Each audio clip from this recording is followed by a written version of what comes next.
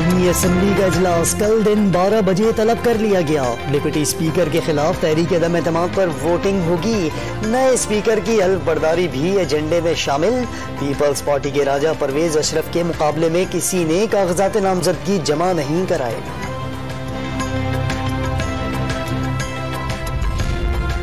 वफाकी काबीना की तश्कील आज मुकम्मल होने का इम्कान। वजीर आजम ने इत्तेहादिया और PDM क़यादत और अरकान को इफ्तार डिनर पर मदऊ कर लिया। वफाकी काबीना में नून लीग को 13, पीपल्स पार्टी को 10 और JUI को 3 वजारतें मिलने का इम्कान। मोहसिन दावड़ की भी वफाकी काबीना में शमूलियत मुतवक्के। पीपल्स पार्टी को पंजाब, BNP को बलोचिस्तान और JUI को KPK में गवर्नरशिप मिलने का इम्कान। डिप्टी स्पीकर का ओहदा JUI के हिस्से में आने की तवक्को। इलेक्शन कमीशन का PTI फंडिंग केस की समाअत रोजाना की बुनियाद पर करने का फैसला। इस्लामाबाद हाईकोर्ट ने 30 रोज में केस का फैसला सुनाने का हुक्म दिया था। PTI का नून लीग और पीपल्स पार्टी फंडिंग केस के भी रोजाना समाअत का मुतालबा। DG नैब लाहौर को तब्दील करने की वजह सामने आ गई।